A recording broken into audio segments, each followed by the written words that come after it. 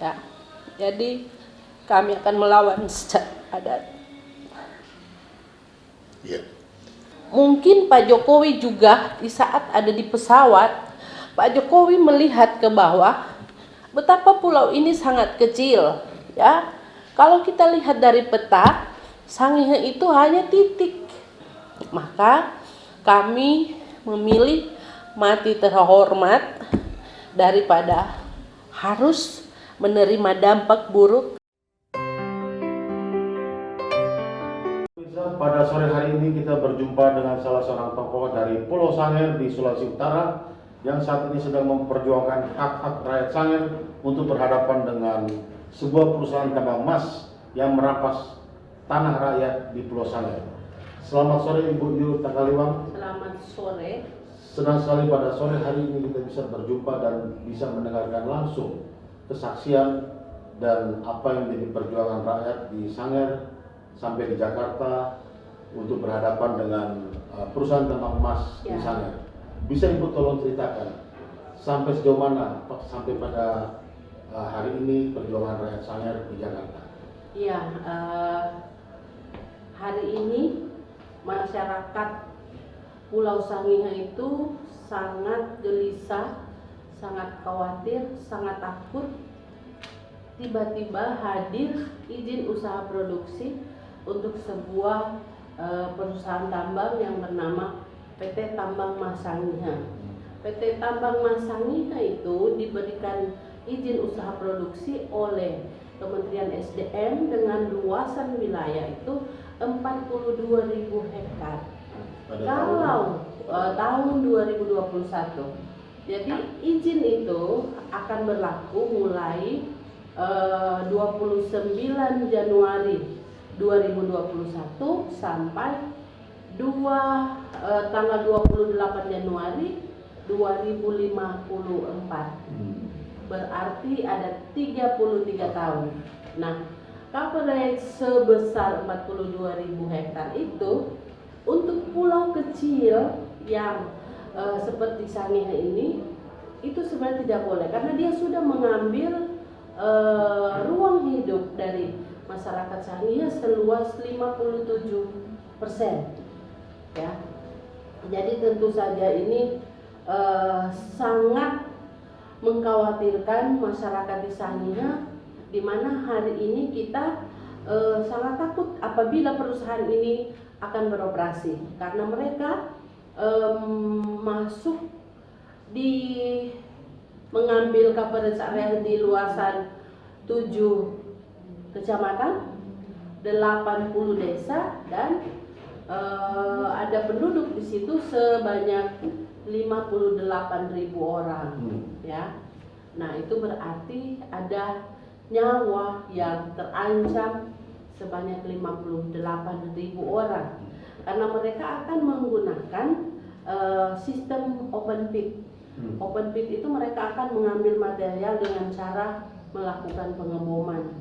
Nah, apa yang bisa kita bayangkan jika pulau sebesar Sangihe setengahnya itu menjadi kawasan menjadi kawasan pertambangan dan mereka akan memulai kegiatan mereka di luasan sekitar 64 hektar. Ini dalam waktu 3 tahun ke depan mereka akan mulai membuka lahan, mulai melakukan pembangunan konstruksi, dan sampai hari ini kami baru melihat ada aktivitas-aktivitas di tanah-tanah masyarakat sudah dilakukan, hanya belum ada kesepakatan, belum ada pembayaran yang dilakukan untuk membeli lahan dari masyarakat karena waktu lalu mereka lahan itu hanya dihargai 5.000 per meter. Jadi harga kangkung lebih mahal dari harga tanah. Nah, kemudian kalau tidak salah hari ini mereka sudah menaikkan 10.000 atau berapa, dan pada dasarnya masyarakat Sangihe tidak mau. Dan yang menarik adalah untuk gugatan izin lingkungan itu dilakukan atau digugat orang perempuan atau ibu-ibu yang berasal dari kampung Bowone dan kampung Binebase. Kampung itu adalah Bowone itu adalah kampung yang harus dikosongkan jika perusahaan ini harus berjalan, karena di dalam site plan mereka di situ mungkin akan dibangun pabrik atau bangunan lainnya, dan itu harus mengambil keseluruhan dari wilayah kampung itu. Jadi itulah yang antara lain mendorong bahwa perempuan merasa sangat terusik, sangat takut dan khawatir ketika mereka harus pergi atau dipindahkan ke tempat lain dan mereka harus memulai hidup dari nol. Ya, jadi mereka yang kemudian mengajukan gugatan di PT UN Manado. Bu Yul, terakhir ini bagaimana peta dukungan dan yang menolak pertambangan emas di Sangihe tersebut yang menjadi posisi setiap aparat pemerintah baik di nasional maupun juga di provinsi? Bisa tolong Ibu gambarkan? Baik, di nasional kami sudah menyurat ke semua kementerian lembaga terkait. Jadi ke Kementerian SDM kami menyatakan bahwa kami menolak, bahkan kami sudah pernah datang juga, Save Sangihe Island sudah pernah langsung bertemu dengan menterinya, dengan dirjennya, dan mereka tetap mengatakan bahwa mereka akan tetap melakukan pertambangan meskipun mereka akan berpikir untuk melakukan mungkin pencucian wilayah dan lain-lain. Tapi bagi kami tidak ada pilihan selain harus dibatalkan. Itu aja pilihannya, karena kami lebih mencintai pulau ini sebagai sebuah ruang hidup yang aman dan nyaman, dan hari ini orang Sangir tidak ada pengemis. Ya, tidak ada yang minta-minta di jalan. Orang semua sesederhana apapun dia punya rumah. Dia makan satu hari 3 kali, ya. Lalu kemudian kami juga selain ke SDM sudah pergi ke KKP. Kementerian KKP menyatakan bahwa mereka sama sekali belum pernah mengeluarkan surat apapun kepada PT Tambang Mas Sangihe. Ya, jadi itu jelas bahwa perusahaan ini tidak punya izin untuk memanfaatkan pulau dari instansi yang terkait sebagai kementerian yang harusnya punya kewenangan untuk mengatur pemanfaatan pesisir dan pulau-pulau. Jelas berarti seluruh aktivitas yang mereka lakukan hari ini di sana itu ilegal. Ya, jangan mengatakan ada tambang ilegal, tetapi mereka juga menambang ilegal karena mereka tidak punya izin ya dari KKP untuk pemanfaatan pulau. Lalu kemudian ke KLH kami tidak bisa mendapatkan bacaan gambaran mereka seperti apa, tetapi ada surat mereka terhadap Bupati ketika Bupati Sangihe di tahun 2020 meminta tentang peninjauan kembali proses AMDAL karena tidak melibatkan Pemkab. Mereka mengatakan semua proses, semua prosedur sudah sesuai aturan, tetapi kalau mungkin ada tanda kutipnya, substansinya seperti apa, KLH mungkin mereka belum meneliti lebih jauh, ya. Kemudian dari kantor staf kepresidenan mereka sudah berhubungan dengan Pemprov, dengan Pemkab, bahkan mereka sudah melakukan rapat koordinasi bersama. Jadi di dalam rapat koordinasi bersama itu sudah jelas memang ditemukan bahwa sampai hari ini KKP tidak pernah memberikan izin untuk pemanfaatan pulau. Ya, jelas itu tidak boleh berjalan. Kalau hari ini berjalan, entah itu atas izin siapa. Mereka hanya berpikir mereka punya izin IUP dari Kementerian SDM, dan kami kira ini negara hukum, tidak bisa seenaknya seperti itu. Lalu kemudian kalau Komnas Perempuan mereka sudah turun ke lapangan, sudah datang sampai di Bowone. Tadi kami barusan dari Komnas HAM. Komnas HAM juga akan berkoordinasi mungkin kembali dengan Kementerian KKP. Mereka sudah meminta juga penjelasan dari Kementerian SDM. Diharapkan dalam waktu dekat Komnas HAM juga akan turun ke Sangihe, ya, akan melihat bagaimana situasi di sana. Nah, yang menjadi agak keprihatinan kami di Sangihe adalah SSI tidak terlalu di dalam melakukan berbagai aktivitas. Kami sangat dibatasi. Dibatasi maksudnya seperti kemarin misalnya ada launching film Sangihe Not For Sale, itu hanya mengedarkan undangan 30 orang, tetapi tidak diizinkan oleh Kapolres. Tapi ada vaksinasi yang mengumpulkan banyak orang, ada pesta yang mengumpulkan banyak orang, itu tidak masalah. Jadi kita melihat di situ sudah mulai ada diskriminasi penerapan hukum ya, kalau menurut kami. Tapi tidak ada masalah. Kita akan tetap jalan ya, keamanan, kenyamanan dan keberlanjutan kehidupan di pulau kami itu adalah segala-galanya. Bagaimana sikapnya pemerintahan Sulawesi Utara terhadap kasus ini? Yang mengherankan sampai saat ini adalah pemerintah Provinsi Sulawesi Utara seperti tidak tahu. Padahal izin lingkungan keluar di instansi instansi penanaman modal dan perizinan terpadu ya.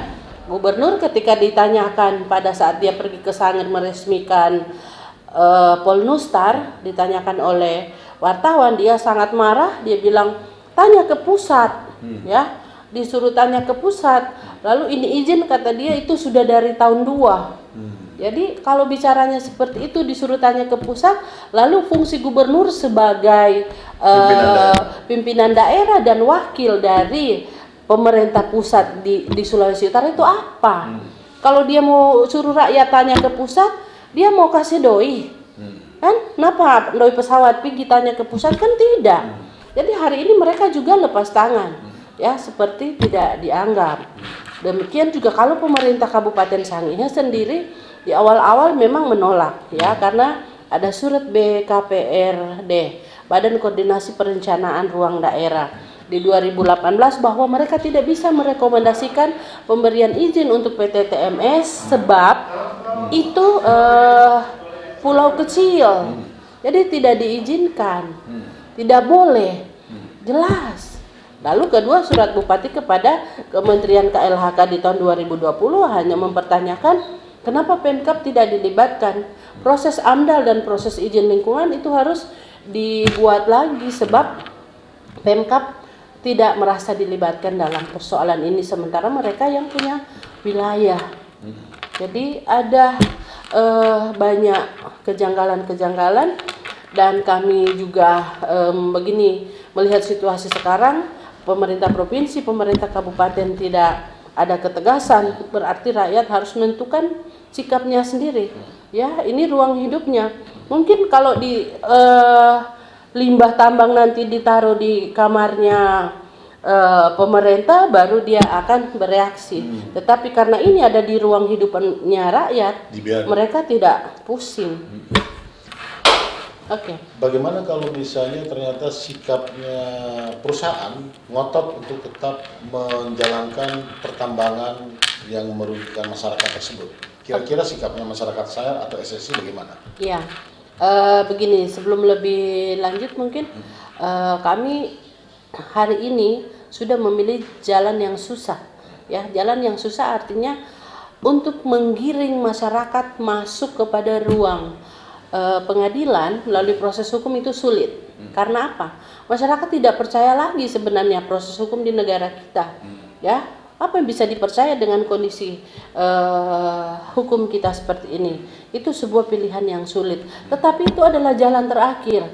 Ketika kami sudah melakukan lobby, kami sudah menyurat, kami sudah mendatangi, dan itu tidak ada hasilnya yang seperti yang diharapkan. Jadi pilihan terakhir ini adalah upaya terakhir masyarakat untuk mencapai keadilan sesuai dengan jaminan Undang-Undang Dasar Pasal 28H, bahwa seluruh masyarakat itu mempunyai hak untuk hidup nyaman dan layak di lingkungan yang sehat. Berarti kami punya hak untuk itu. Nah, Hari ini proses peradilan sementara berjalan dan ini bukan proses yang pendek waktunya. Sudah peradilan keberapa? Iya, ini sekarang sudah sidang yang ke-10 di PT UN Jakarta. ya Jakarta. Kemudian di Manado baru didaftarkan. Nah, kemudian kesulitan yang lain yang kami hadapi kenapa adalah masyarakat tidak punya uang. Kami harus bolak-balik ke Jakarta ini luar biasa ya, tidak di backup oleh siapapun selain ada orang-orang tertentu yang sangat mencintai Sangihe, itu kita urunan dan itu yang kita pakai buat biaya. Misalnya nanti pada saat ada sidang lapangan, kami harus membawa hakim ke sana, kami harus membawa panitera ke sana, lawyer itu sampai Sangihe, bukan sampai Manado. Dan ini bukan biaya murah. Dan rakyat sekarang berusaha. Kami bajalan kartu kawan apa semua diusahakan supaya tidak ada langkah mundur dari upaya yang sudah dilakukan. Ya, jadi ini so sedih, perjuangan yang luar biasa. Ya, kita berharap agar perjuangan rakyat ini bisa dimenangkan oleh rakyat. Kira-kira apa rencana kalau ternyata perusahaan juga tetap ngotot dan kita dalam posisi yang kalah secara hukum? Di sana masih ada perlawanan secara adat, ya. Tapi kami masih percaya Ya. Presiden Jokowi masih sangat ingin NKRI itu tetap utuh, ya. Sangihe itu punya pahlawan Bataha Santiago yang lehernya digorok karena tidak mau menyerah kepada VOC, dan darah itu sekarang ada, ya. Jadi kami akan melawan secara adat. Ya. Kami yakin pemerintah pusat dan Pak Jokowi nggak akan tinggal diam. Dan rakyat pasti menang. Iya. Ibu Yul bisa tolong menjelaskan apa yang menjadi harapan dari rakyat Sangir, harapan daripada SSI terhadap pemerintahan Pak Jokowi ke depan ini terhadap kasus rakyat yang di Sangir ini? Iya. Kami tahu Pak Jokowi itu presiden yang peka, yang sangat tidak ingin melihat ada rakyatnya yang menderita. Pak Jokowi sudah pernah juga menginjakkan kakinya di Sangihe. Mungkin Pak Jokowi juga di saat ada di pesawat, Pak Jokowi melihat ke bawah betapa pulau ini sangat kecil, ya. Kalau kita lihat dari peta, Sangihe itu hanya titik, ya. Jadi kalau setengahnya akan dibombardir dengan bom, itu bukan tidak mungkin akan tenggelam, ya, dan itu akan ada bencana. Maka kami memilih mati terhormat daripada harus menerima dampak buruk terhadap lingkungan, terhadap generasi yang ada sekarang maupun terhadap generasi yang akan datang. Itu sangat penting karena ini warisan leluhur kami yang harus diterima oleh anak cucu sampai kapanpun, harus layak untuk ditinggali, harus layak untuk dinikmati oleh anak cucu. Jadi kami percaya, ya, NKRI tetap utuh kalau Sangihe itu tetap ada bersama-sama, dan kami masih sangat yakin Pak Jokowi mungkin belum tahu hal ini, ataupun kalau Pak Jokowi sudah tahu, mestinya beliau harus mengatakan kepada para pembantunya presiden ini untuk segera mengambil tindakan, sebab 70% hasil dari tambang emas yang akan diambil ini kan sahamnya ke Kanada, ya. 30% yang ada dimiliki oleh beberapa perusahaan itu dibagi, ada 11% perusahaan PT Belayan Sejati itu punya mantan anggota DPR RI. Ini semua kita sudah mulai telusuri permainan mafia, ya, dan Ya kita tahu lah di Indonesia seperti apa. Tetapi meskipun Sangir itu terpencil, sangat jauh, daerah terluar atau miskin menurut kacamata orang Jakarta ya, karena kami tidak merasa kami miskin. Ya kami mungkin hidup bersahaja, tetapi hari ini Tuhan menganugerahkan kekayaan yang luar biasa. Hasil ikan melimpah, hasil alam melimpah, kami hidup rukun, kami sangat bahagia. Jadi emas yang mau diambil dari sana itu sebenarnya untuk siapa? Kalau ceritanya untuk kesejahteraan rakyat, rakyat mana hari ini rakyat sejahtera? Rakyat tidak sejahtera ketika perusahaan ini mulai ada. Ketika mereka mulai menawarkan pembebasan lahan dan ke depan kami sudah tahu dampaknya. Siapa yang tidak melihat secara kasat mata dampak dari sebuah perusahaan tambang bagi rakyat lokal? Rakyat hanya ditinggalkan penderitaan. Ada orang kaya beberapa, tetapi itu hanya orang-orang yang dekat dengan perusahaan atau bekerja, tetapi itu pun sangat sedikit jumlahnya. Bagi rakyat lokal kita bisa melihat di Papua, di mana-mana di Indonesia, di Buyat, tidak usah jauh, ya. Di Buyat perempuan anak menjadi sangat menderita, lumpuh, sakit, gatal-gatal.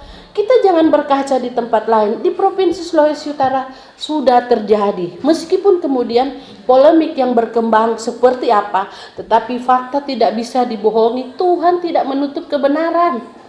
Ya, kita melihat dengan kasat mata. Jadi itu jangan terjadi lagi di pulau kecil yang indah, yang hari ini sebenarnya yang harus dikembangkan adalah perikanan, pertanian, pariwisata, dan alam itu harus tetap dijaga. Nah, yang menjadi catatan saya di sana adalah Sangihe ini terletak di antara lempeng Pasifik dan lempeng Austronesia yang besar, ya. Lalu kemudian ada lempeng Maluku dan lempeng Sangihe. Ada 2 gunung api bawah laut, yaitu Gunung Banuawuhu dan Gunung Limahengeta, gunung api bawah laut. Lalu ada 1 gunung aktif, Gunung Awu. Nah, ketika ada terjadi pergerakan, ada terjadi goncangan, ini sangat rentan. Jadi dulu Pak Kepala BNPB Bapak Doni Monardo mengatakan di Sangihe tidak boleh ada tambang karena ini wilayah yang rawan bencana. Jadi kalau mau dipaksakan, berarti kami ini ada pembunuhan berencana atau apa maksudnya? Ya, kalau mau dipaksakan. Ya, jadi kami sangat berharap jangan ada pemaksaan dari pemerintah pusat, khususnya Kementerian SDM untuk tetap bisa beroperasi. Ini akan mengganggu instabilitas wilayah perbatasan. Ya, wilayah perbatasan harusnya dijaga.